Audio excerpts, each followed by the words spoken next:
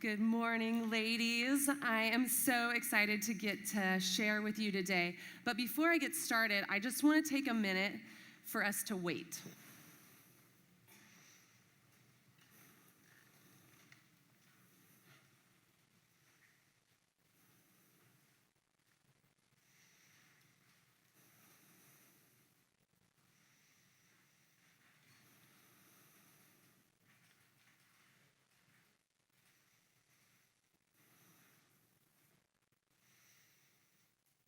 I don't know about you, but I hate waiting.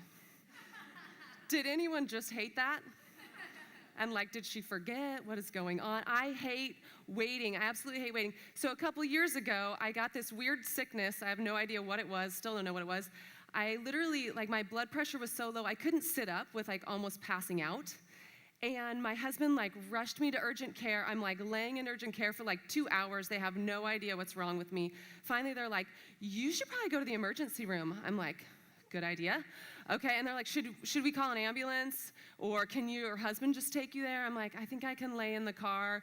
So I remember him rushing me to the emergency room. We get to the emergency room, kind of panicked, what is wrong with me? Urgent care doesn't even know. And I walk in and they're like, here's the waiting room. I'm like, waiting room? This is an emergency. Serious? I can't even sit up. I'm gonna sit in the waiting room? What is this, right? Waiting. I hate waiting. I hate waiting for a stoplight. I hate waiting for my children, although it's totally fine if they have to wait for me. I actually plan to be somewhere perfectly on time so that I don't have to wait. I don't wanna wait for my food, right? I hate waiting.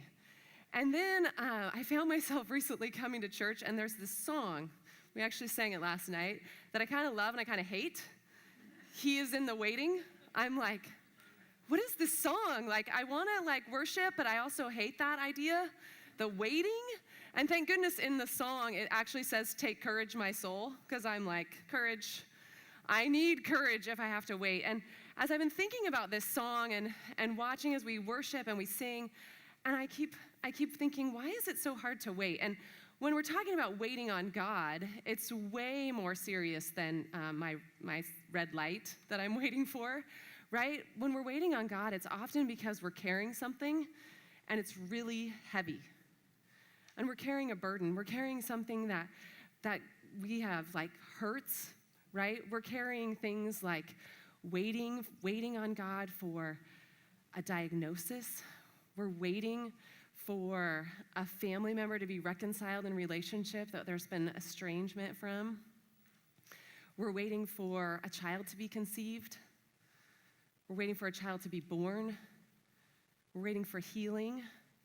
There's all these heavy things, and we end up carrying them around, and I imagine it's picking up this burden, and we're carrying it. We stick it in our purses, we carry it on our back, and we're carrying this heavy, heavy thing. And it's hard. This last summer, I had an experience of waiting. So my husband and I were different. So he is kind of an adventurous type, and I am an anxious type. These two things don't go together very well. So early on in our marriage, my husband was into running. So he started running, and he started doing half marathons, and then full marathons, and then triathlons, and then he was like, I'm gonna do an ultra marathon. I'm gonna run 50 miles up a mountain. And I'm like, you're gonna what? So of course, my anxious spirit totally takes over, and I'm imagining all these injuries that he's gonna have that he's gonna carry for the rest of his life. And so I actually talked him out of it. I talked him out of the ultra marathon. And I'll never forget, a little while later, he ran into a friend who was actually much older than him, who had just finished the race that he wanted to do. And he looked at me and he was telling me this story. And I realized in that moment, he totally could have done that race. It was my anxious spirit that stopped him from doing the adventurous thing that he wanted to do. And so in that moment, I was like, I'm never gonna do that again. I'm not gonna let my anxious spirit take over and stop my husband from reaching his goals. And so fast forward to this summer. Now my husband is into mountain climbing, of course. So he's summiting mountains all over the place, and so my anxious spirit, it's hanging on, because I'm gonna support him. Most of the time I can rationalize it because some of the friends he goes with, one of them's a doctor, so I'm like, if something happens, there's a doctor there, so it's totally fine. So this summer, he decides he is going to do a solo hike. A solo hike, okay. So the anxious spirit's going up, but I remember that moment early on in our marriage, and I was like, I am going to support my husband on this solo hike. And so I actually helped him figure out when to do it. I actually helped him plan it. And as we get into the planning process, all of a sudden I discover that he's doing a 3-night solo hike. 3 nights. Oh, okay. One night, I was like, yeah, I can do that. 3 nights, but no, I'm going to support my husband, so I'm holding all this inside. Comes to the day before his solo hike. We have to go check in at the ranger station. Well, I made the mistake of going with him. You should not do this. So I go with him, and the ranger says to him, "Sir, did you know that there's no water sources on this hike?" My husband's like, "Yes, I know that. I'm prepared. I'm planned. I have all of my water to pack in with me." "Sir, did you know that there's no trail markings? You have to navigate." He's like, "Yes, I know that. I have maps and compasses. I know how to navigate." "Sir, did you know it's supposed to be over 100 degrees? I'm like, oh my word, what am I doing here? I am freaking out. My anxiety is off the charts, but I'm like supporting my husband. It's gonna be okay. So I don't really say anything, but I'm dying inside. And so the next morning comes, and he's off. He's gone. And so I pick up my burden, and I'm in the waiting. And as I'm in the waiting, I've discovered that when I have a burden, I do lots of different things. So because I'm an anxious type, the first thing that I discover that I do is I make my burden huge. So here's my burden, but my husband takes off, and I am freaking out. I am imagining every wild animal that's going to eat him. He's going to be lost. He's going to injure himself. He's going to break a leg. He's not going to be able to get out. I'm imagining all these things. I'm sitting there one night doing my finances, and I'm imagining him dead, and I'm like, I'm going to have to do the finances for the rest of my life. It was like the worst fear that I have. If you know me, you know that's true. And so all of a sudden, instead of this being my burden, now all of a sudden, this is my burden that I'm carrying around because I'm so anxious. And when I get so anxious, I can't even calm down. I'm out of control. I'm not nice to my kids because I'm full of anxiety and I'm carrying around this heavy burden. Well, if I'm not making my burden huge like that, the other thing that I do is I take my burden that's this size and I actually do the opposite and I begin to minimize it. I'm sure none of you do this, but I start to minimize, I start to look around and compare my burden to everyone else's burden. Well, my husband's only gone for 3 days. Like, there are women that their husbands are out to sea for months. Like, what am I doing? What am I doing worrying about my husband? And all of a sudden, my burden is this small because I've completely minimized it. And I've discovered that when I minimize my burden and I shrink it down to this little size, that I actually push down all of my emotions. And I don't feel them anymore. And when I do that, I become numb. And I'm not anxious so much. And I just don't feel any of my emotions. So then I'm not joyful. Then I'm not excited about things. I've shut off my emotions and I've become completely numb because I've shrunk my burden down to this little stone. And then if I'm not doing those two things, I've discovered I do something else. I pile up my burdens. So I have this burden here, my husband. He's gone hiking. Who knows what's happening to him? And I start thinking about all the other things that have happened in my life. Well, I remember when I got sick and I had to have surgery when I was a kid. And I totally remember when someone that I loved passed away.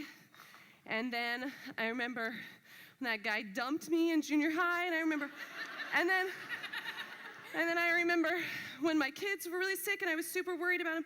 And all of a sudden, I have this armful of all my burdens. And I'm going around, and I'm carrying, I'm sure none of you have ever done this. And I'm carrying them all around. And then I've discovered what I do when that happens is I get really angry. I get really angry at God. Because I'm like, look what you've done to me. Look at my life. All of these things have happened to me. Where are you, God? What have you done? And I'm carrying around this heavy load of burdens, and I've become really, really angry. And so I began to think about all this as I was waiting on my husband. And then I thought, what's the last thing I tend to come to when I'm waiting? I've done all these things. I've made it big. I've minimized it. I'm carrying it all around. The last thing I tend to come to is actually waiting on God. That's not the first thing I come to. It's waiting on God. And what does that look like to actually wait?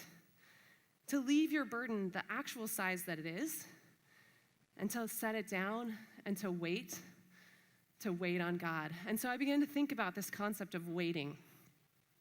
And I was reading a book this last spring at a time in my life where I was really exhausted. I had just completed a degree program and was completely depleted and exhausted. And this book described 2 ways of living. It described a living like a canal, where as soon as something is poured into you, you pour it out. As soon as God gives you a word, you give it to your friend. As soon as you get some rest and sleep, boom, you're out there exercising, doing something new. And there's this other way of living, like a reservoir, where you live out of an overflow. And I was reading this and I was like, I totally recognize living like a canal. In fact, that's what I've been doing for the last 4 years as I was finishing this program. Everything that was poured into me, I immediately poured out, and I was always exhausted. And so it was describing this idea of living like a reservoir. And I was like, that's what I want. I want to live out of an overflow. That whatever I give out to others is out of overflow, not out of just whatever I have, I give it away. And so I started thinking about this idea of how do you live out of an overflow? And so I committed in this moment. It was this time in my life where the burden that I was carrying at that time was trying to make a decision, trying to figure out what God wanted me to do next. After this season of being really busy, what did God want for me? And so I decided, okay, I'm going to figure out how to be filled up, how to live out of a reservoir. So I actually took my burden and I decided to wait on God. It's a novel idea. It's the last thing I get to. So I put it down and I began to figure out waiting. And I actually carved out 6 weeks of my time.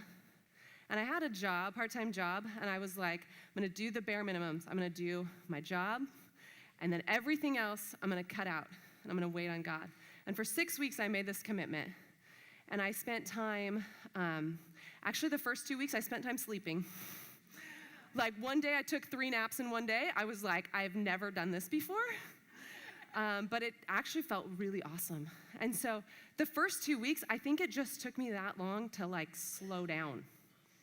I had been going at such a fast pace that I didn't even know how to slow down. And I began to say no to things. And at first I felt super guilty because I actually had nothing planned.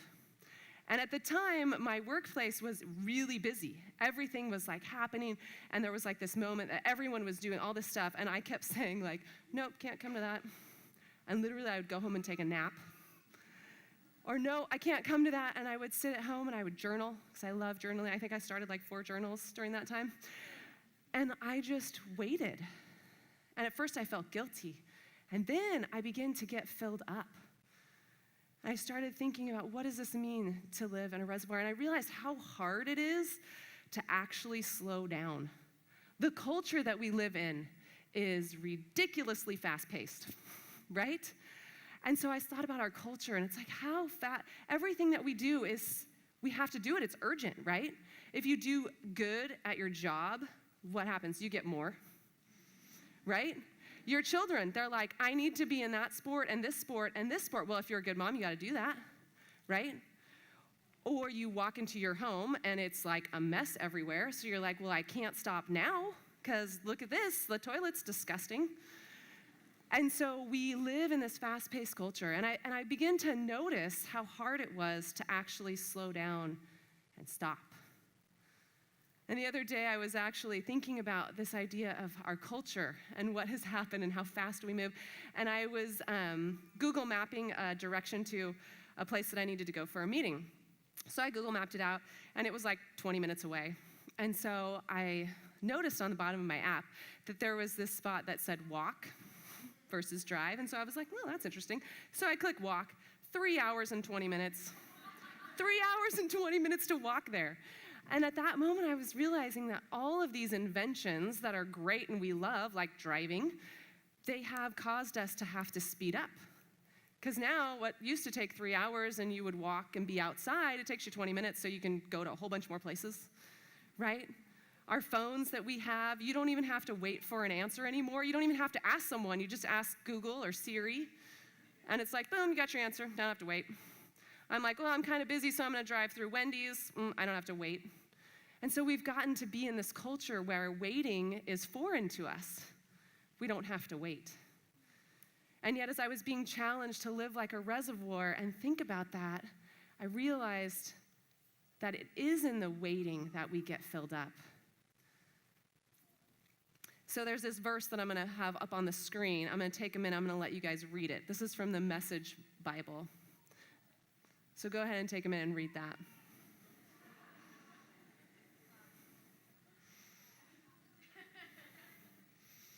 You guys got it? All right, now I'm going to read it to you after we switch this verse. It says, "Then Jesus said, 'Come to me, all you who are weary and carry heavy burdens, and I will give you rest. Take my yoke upon you. Let me teach you, because I am humble and gentle at heart, and you will find rest for your souls. For my yoke is easy to bear, and the burden I give you is light.'" So what was the difference between those two? There's some space. There's some periods, there's some capitals, and the meaning is different, right? And it's in the waiting, it's in the slow little pause that it actually becomes more meaningful. And I think those two, when you have those two verses up there, you can see how the first one is like living like a canal, this run-on sentence that never ends, and we don't stop and we don't pause. And the second one has space in it, a little moment of waiting and pausing. And I began to discover, as I spent this 6 weeks actually waiting on God, that I could hear his voice. It was crazy. Like God's actually trying to tell me something. And I did this whole process where, does anyone have a Kleenex? Because I cut myself on my burden. I just need a quick little Kleenex because it's distracting me. Have you ever cut yourself on your burden? It was a big rock. And so I began to notice as I began to wait on God, what I did is I had this journal and I wrote down all the different options that I could do. And I began to pray and fast over God's direction. And the interesting thing is that when I was first starting it, I totally had an opinion of what I was going to do. I had, in fact, already accepted a job. But I still told them I was going to take this time to slow down and rest. And so I drew this picture on my journal of a table, and everything was listed on it that I could do. And for 6 weeks, I prayed over this, and I waited on God. And slowly, throughout the 6 weeks, I began to cross off things. I actually ended up having to quit the job that I never started. 2 weeks before I was supposed to start this job, it was clear to me that God was saying, "You are not supposed to be there." I had to call them up and say, "Thank you for that job. I'm actually not coming." I had an interview for another place that the night before, it became really clear to me that I was not supposed to take that. And so I called up and said, "I'm not coming to the interview." And God began to answer and show me, and it was because I was waiting. And so as I thought about waiting and how do I wait, I discovered that the place that I love waiting in is Psalms. So I don't know if you're familiar with the Bible, but Psalms is this really awesome book. And the Bible is the story of God. And God chooses to tell his stories through people's lives. And so there's this person in the Bible named David, and we get to see a super close-up view of David's life. And so as we watch David, we get to see from the beginning to the end, and David carries tons of burdens throughout his life. He carries these burdens, and Psalms is where I think he journals them, because I'm a journaler. And so Psalms is this awesome book of journaling. And we get to see David wait on God. And it's so cool to see as he waits how God can change his heart. The first time I noticed Psalms and began to like it was when I was dating my husband back in college, and I had this friend who was like a love-hate friendship. I don't know if you've ever had any of these. And at the time, I was in the hate side of the love-hate friendship. And so I was hanging out with my new boyfriend, and I was telling him my woes of how frustrated I was with this woman. And I got so angry, I just looked at him and I said, I just want to rip her teeth out. And he was like, well, that's kind of violent, Kaylee. And I'm like, oh my word, this is like a new boyfriend that was kind of violent, but I really feel angry. And so I felt kind of weird. And then the next day, I'm reading Psalms. Psalms 58, David, I love David. Psalms 58:6, David says, break the teeth in their mouths, O God. Lord, tear out the fangs of the lion. And I was like, I'm biblical. Right there. I called up my boyfriend. There's nothing wrong with me. David said it. I was just angry. The cool thing about that is that David was letting his emotions out, right? He wasn't minimizing it. He was feeling what was going on for him in that moment, and he was telling God.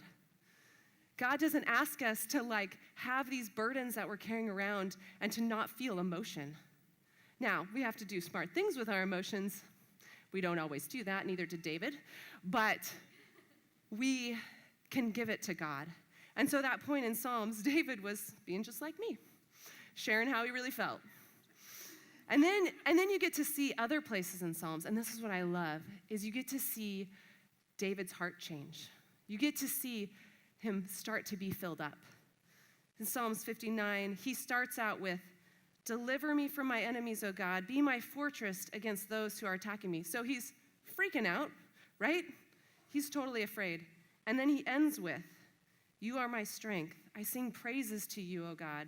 You are my fortress, my God, on whom I can rely. That's where he got when he was waiting. Psalm 64, David says, hear me, my God, as I voice my complaint. I love that. I voice my complaints a lot. Then he ends with, the righteous will rejoice in the Lord and take refuge in him. He's taking refuge. One of my favorite ones recently, Psalm 73. Surely God is good to Israel, to those who are pure in heart. I think he's asking a question. Surely God's good. That's where he's starting out his journal. Surely I hope he's good. I think he might be good. Then he ends with, but as for me, it is good to be near God. I have made the sovereign Lord my refuge. I will tell of all your deeds. He started out questioning, wondering, is God good? And he ended up feeling God's presence, saying it's good to be near God. And I found this summer when I was doing that, when I was waiting, how good it was to be near God. But it was hard to carve out that space. It's hard in our culture to wait on God. Like I said, I hate waiting. I hated waiting for this conference. I hated waiting last night to come up and speak. I'm like, I hate waiting.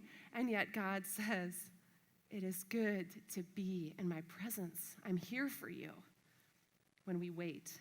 And so as I've thought about waiting, and I've thought about these burdens that we carry, and I've thought about what does it mean to wait, as I began to think about these rocks, these burdens that we're carrying around and waiting on God, I began to imagine, as I was thinking about living like a reservoir, that maybe it's as we put these rocks down, as we put our burdens down and we wait on God, that it actually begins to build the walls of the reservoir inside of us.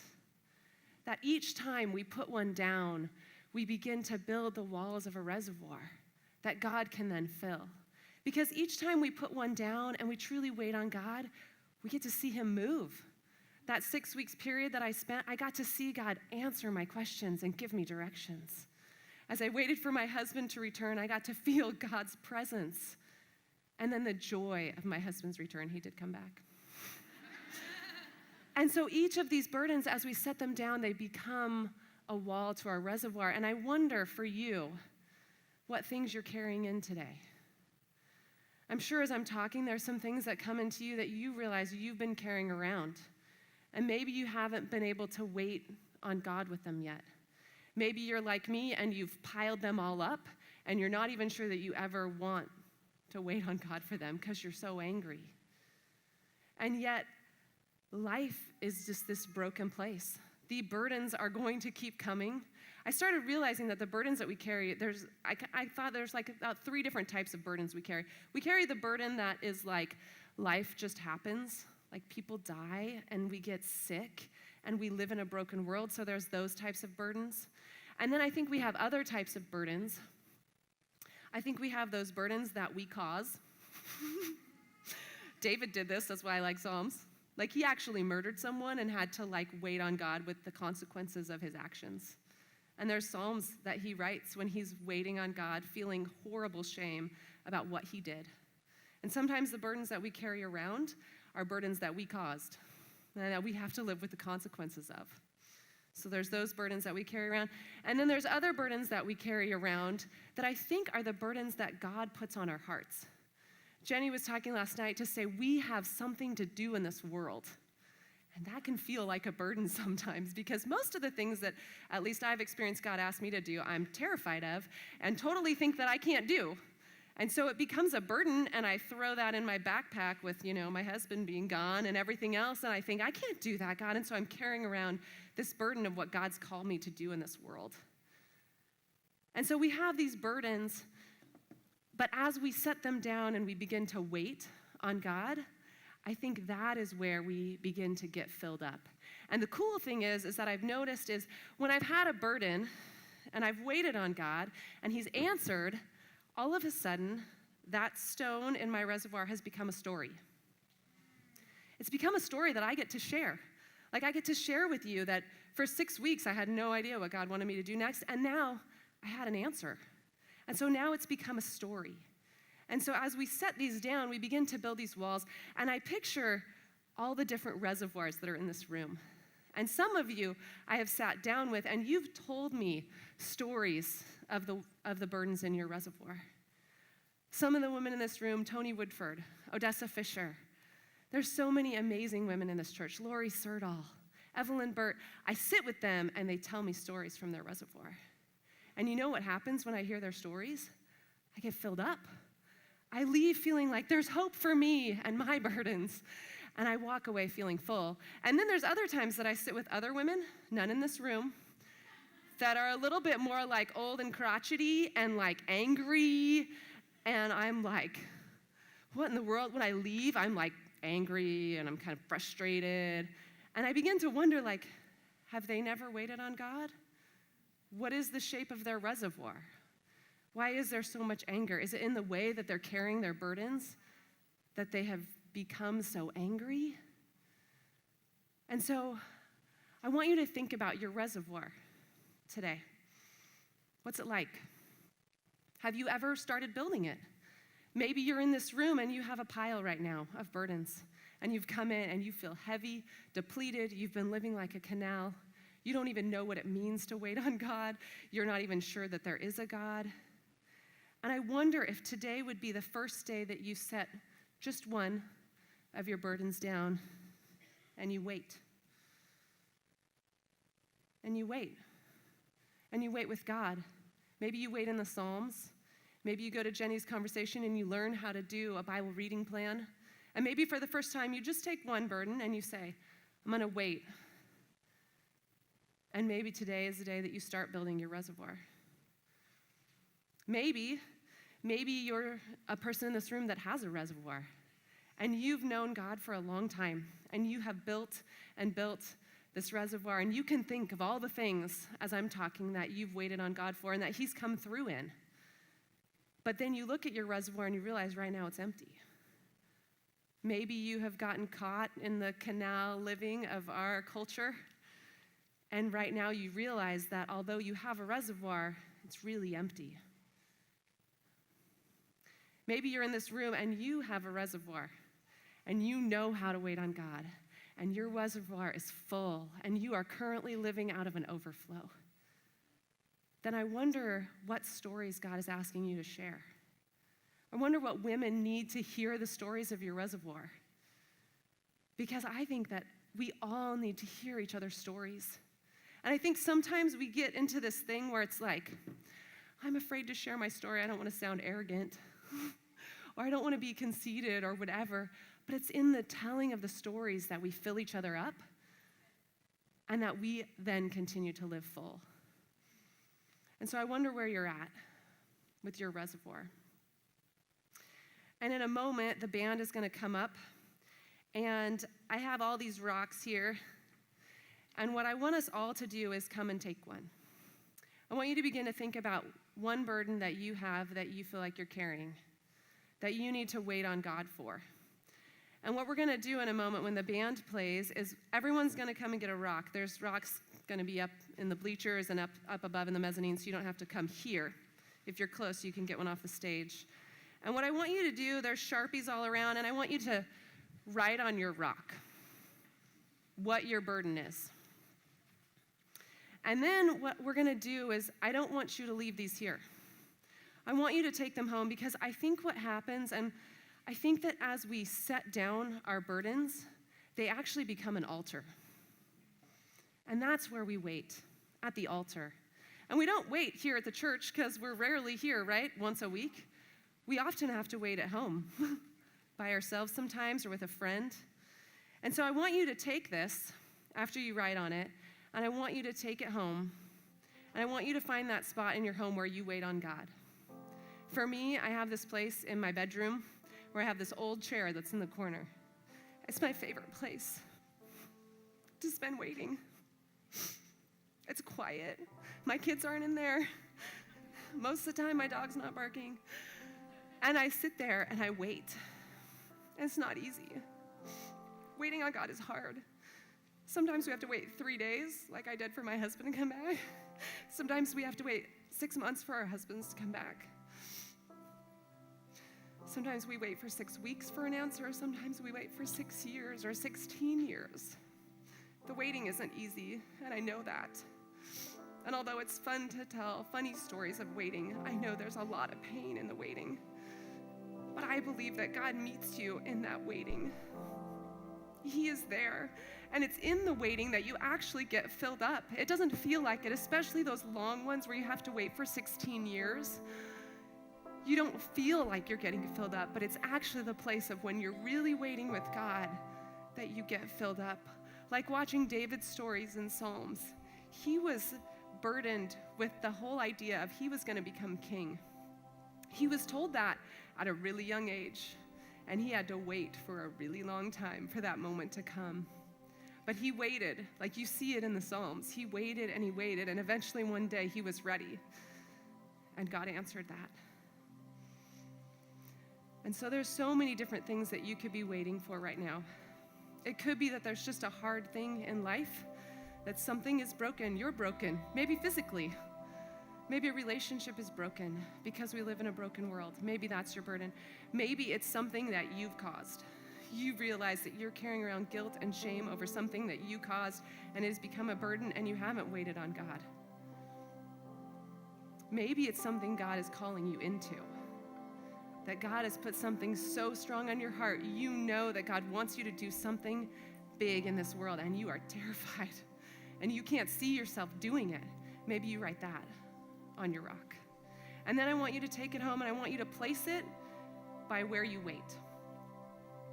And my hope is that a year from now, you're going to go by, and you're going to sit in your place of waiting, and you're going to see that rock, and you're going to be like, God answered that. It's a story now. It's no longer a burden.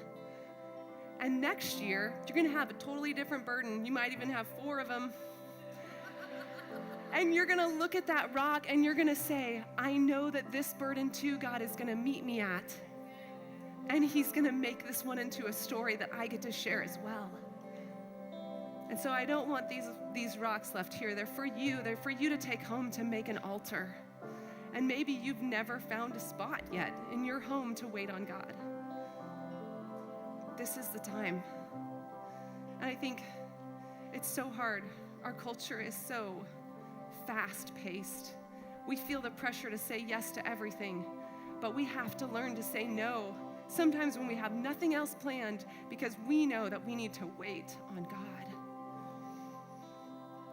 So I'm going to pray for you as you guys think about this. And then when the band comes, I want you to come and get a rock. Jesus, We know that you're here. We know that your Spirit is inside of us. And yet, Lord, I know that people are carrying heavy things, all different circumstances. And Lord, I just pray that you would meet us here. Lord, I feel like you are telling us, I want you to wait with me. Lord, I hear your voice saying to this generation, it's busy. You live in a busy, busy time, but I want time with you. Lord, I know that you want time with us, that we have to learn how to carve it out. And so, Lord, I pray that you would give us the courage to wait. I need courage to wait. So, Lord, I pray that every woman in this room would have the courage to carve out space, to find it, to protect it, and to wait on you like they never have before, and that they would see how you fill them. Lord, I know that in this room there's empty reservoirs. There's women in this room that have never started to build one yet. And this might be the first day where they trust you in that burden. And Lord, I pray that you would be present. I pray that women all over this place would begin to hear your voice like never before, that they would begin to live out of an overflow, that we would not be women that live like a canal any longer, but that we would live out of an overflow so that we can spread your joy to this community. And so, Lord, we just give this moment to you. Lord, I pray that you would bring to our minds the burdens that you want to answer for us, that you want to carry with us so we're not alone. And I pray that you would help us to then wait. Thank you for calling us back to your feet, for being with us in the hard things, and for calling us to do great things that we're terrified of. Thank you for using us to do awesome things in this world. Help us to not be held back by fears and by burdens anymore, but to give them to you. I ask all of this, Lord, in your name. Amen.